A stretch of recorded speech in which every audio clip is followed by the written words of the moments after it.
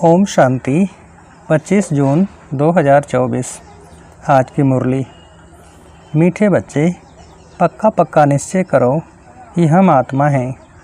आत्मा समझकर हर काम शुरू करो तो बाप याद आएगा, पाप नहीं होगा। प्रश्न: कर्मातीत स्थिति को प्राप्त करने के लिए कौन सी मेहनत हर एक को करनी है? कर्मातीत स्थिति के समीपता की निशानी क्या है? उत्तर: कर्मातीत बनने के लिए याद के बल से अपनी कर्मेंद्रियों को बस में करने की मेहनत करो।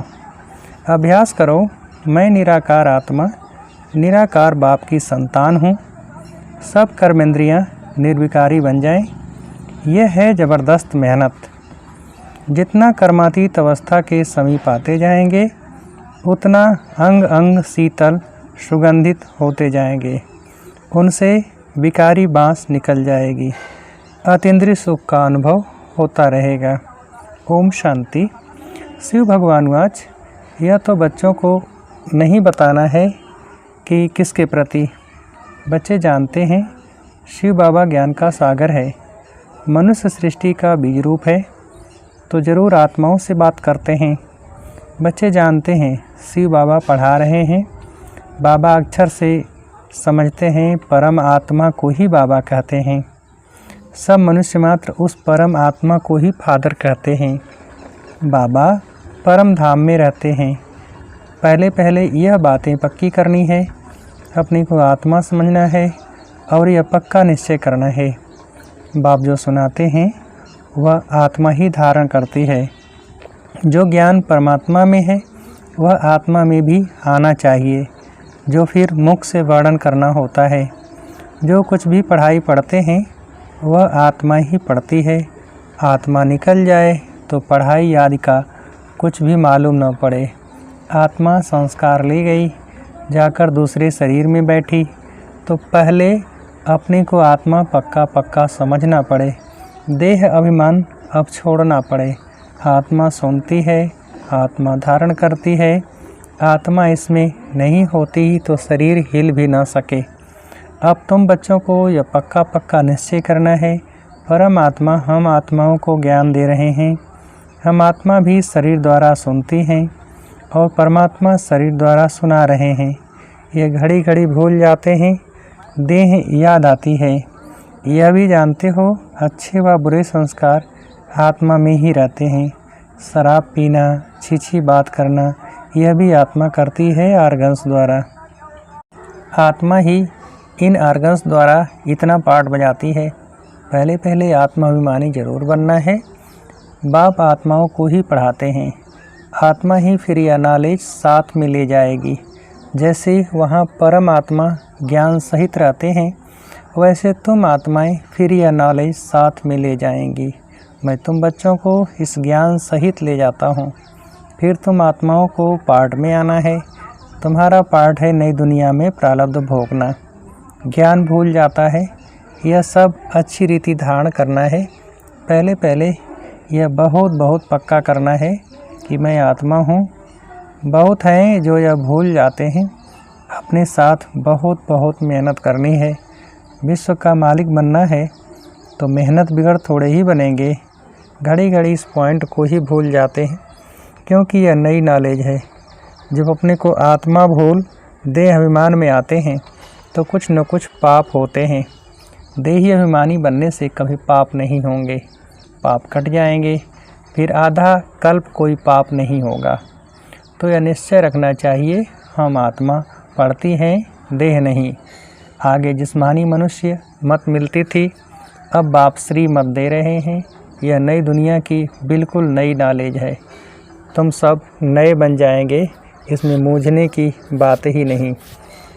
अनेकानेक बार तुम पुराने से नए, नए से पुराने बनते आए हो। इसलिए अच्छी रीति पुरुषार्थ करना है। हम आत्मा कर्मेंद्रियों द्वारा यह काम करते हैं। आप ही साथ में भी अपने को आत्मा समझकर कर्मेंद्रियों से काम करते रहेंगे तो सिखलाने वाला बाप जरूर याद पड़ेगा। आत्मा ही बाप को याद करती है। भल आगे भी कहते थे हम भगवान को याद करता हूँ, परंतु अपने को साकार समझ निराकार को याद करते थे। अपने को निराकार समझ निराकार को याद कभी नहीं करते थे।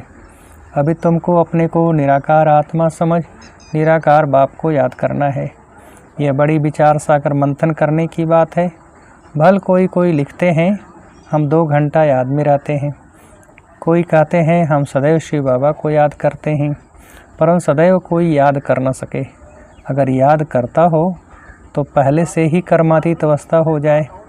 कर्मातीत अवस्था तो बड़ी ज़बरदस्त मेहनत से होती है। इसमें सब विकारी कर्मेंद्रियां बस हो जाती हैं। सतयुग में सब कर्मेंद्रियां निर्विकारी बन जाती हैं। अंग अंग सुगंधित हो जाता है। अभी बासी छीछी अंग है। सतयुग की तो बहुत प्यारी महिमा है। उसको कहा जाता है हेवन, नई दुनिया, वैकुंठ। वहाँ के फीचर्स ताज आदि यहाँ पर कोई बना न सके। भल तुम देखकर भी आते हो, परंतु यहाँ वह बना न सके। वहाँ तो नेचुरल शोभा रहती है। तो अब तुम बच्चों को याद से ही पावन बनना है। याद की यात्रा बहुत बहुत करनी है। इसमें मेहनत है। याद करते करते कर्मातीत अवस्था को पालें तो सब कर्मेंद्रियाँ शीतल हो जाएं, अंग अंग बहुत सुगंधित हो जाएं, बदबू नहीं रहेगी। अभी तो सभी कर्मेंद्रियों में बदबू है। यह शरीर कोई काम का नहीं है। तुम्हारी आत्मा अभी पवित्र बन रही है। शरीर तो बन न सके। वह तब बने जब तुमको नया शरीर मिले, अंग अंग में सुगंध हो। यह महिमा देवताओं की है। तुम बच्चों को बहुत खुशी होनी चाहिए। बाप आया है तो खुशी का पारा चढ़ जाना चाहिए। बाप कहते हैं मुझे याद करो तो विकर्म विनाश होंगे। गीता के अक्षर कितने क्लियर हैं। बाबा ने कहा भी है मेरे जो भक्त हैं, जो गीता पाठी होंगे, वह श्री कृष्ण के पुजारी जरूर होंगे। तब बाबा कहते हैं देवताओं के पुजारियों को सुनाना। मनुष्य शिव की पूजा करते हैं और फिर कह देते हैं सर्वव्यापी। ग्लानि करते हुए भी मंदिरों में रोज जाते हैं। शिव के मंदिर में ढेर के ढेर जाते हैं। बहुत ऊंची सीढ़ी चढ़कर जाते हैं। ऊपर में शिव का मंदिर ऊपर बनाया जाता है। शिव बाबा भी आकर के सीढ़ी बताते हैं ना, उनका ऊंचा नाम ऊंचा ठाव है। कितना ऊपर जाते हैं।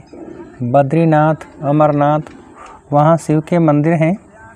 ऊंच चढ़ाने वाला है तो उनका मंदिर भी बहुत ऊंच बनाते हैं। यहाँ गुरु शिखर का मंदिर भी ऊंची पहाड़ी पर बनाया हुआ है। ऊंच बाप बैठ तुमको पढ़ाते हैं। दुनिया में और कोई नहीं जानते कि शिव बाबा आकर पढ़ाते हैं। वह तो सर्वव्यापी कह देते हैं। अभी तुम्हारे सामने एम ऑब्जेक्ट भी खड़ी है।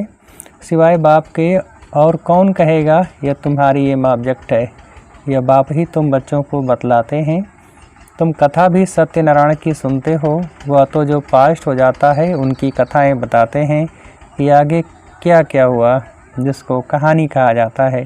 यह ऊंच से ऊंच बाप बड़े से बड़ी कहानी सुनाते हैं। यह कहानी तुमको बहुत ऊंच बनाने वाली है। यह सदैव याद रखनी चाहिए और बहुतों को सुनानी है। कहानी सुनाने के लिए ही तुम प्रदर्शनी व म्यूजियम बनाते हो।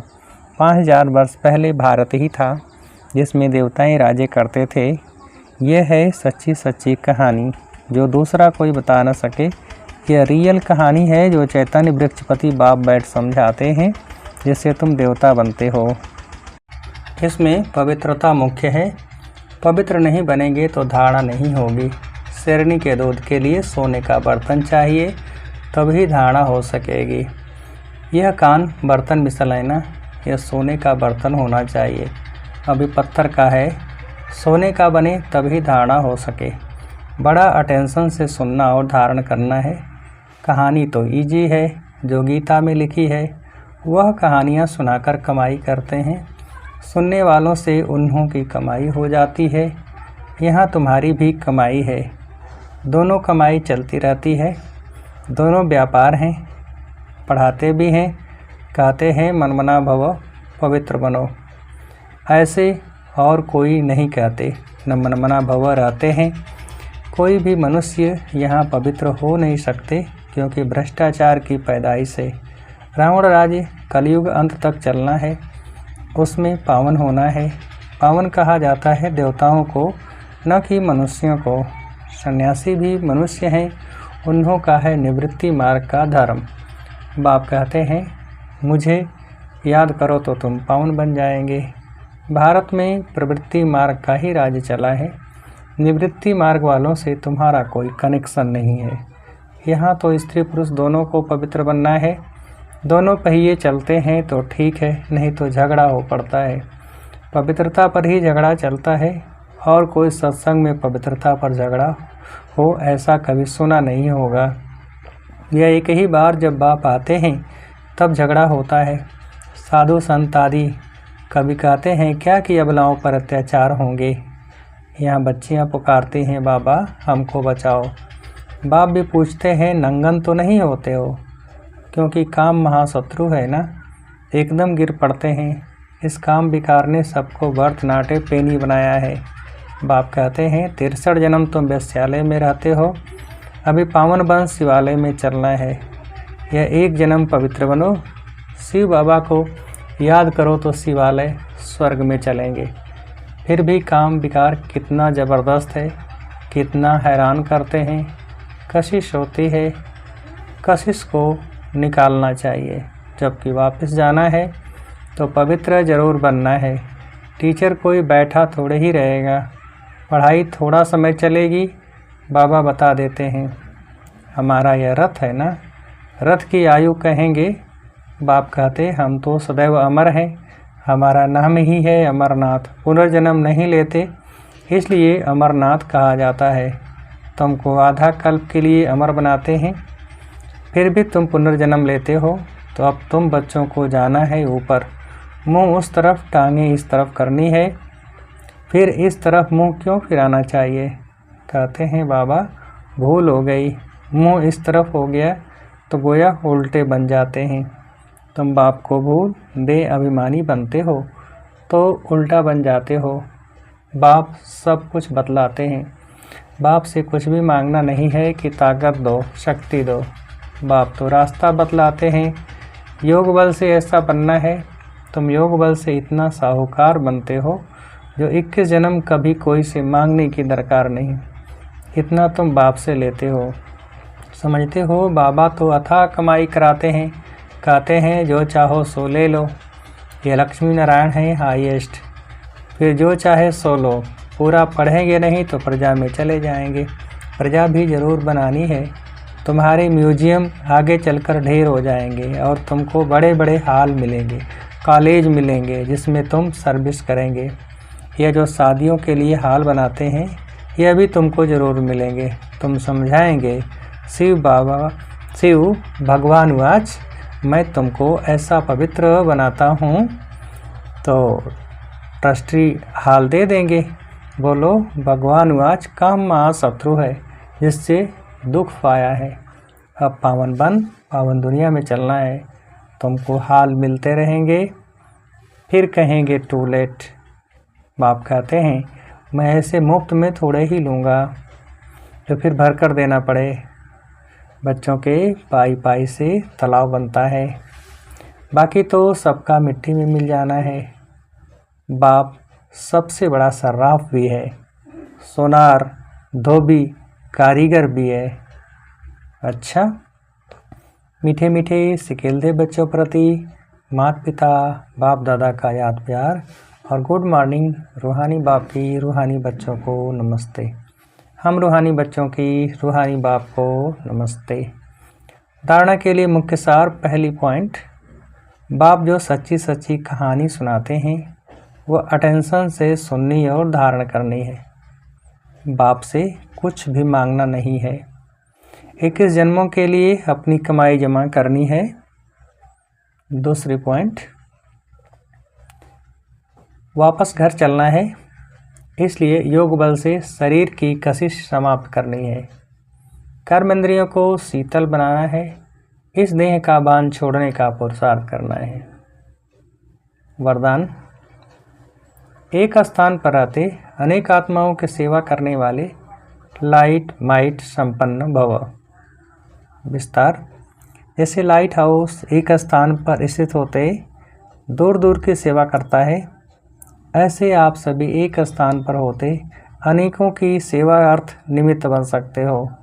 इसमें सिर्फ लाइट माइट से संपन्न बनने की आवश्यकता है। मन बुद्धि सदा व्यर्थ सोचने से मुक्त हो।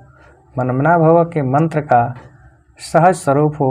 मनसा शुभ भावना, श्रेष्ठ कामना, श्रेष्ठ वृत्ति और श्रेष्ठ वाइब्रेशन से संपन्न हो तो यह सेवा सहज कर सकते हो। यही मनसा सेवा है। स्लोगन: अब आप ब्राह्मण आत्माएं माइट बनो और दूसरी आत्माओं को माइक बनाओ। अब आप ब्राह्मण आत्माएं माइट बनो और दूसरी आत्माओं को माइक बनाओ। अच्छा, ओम शांति।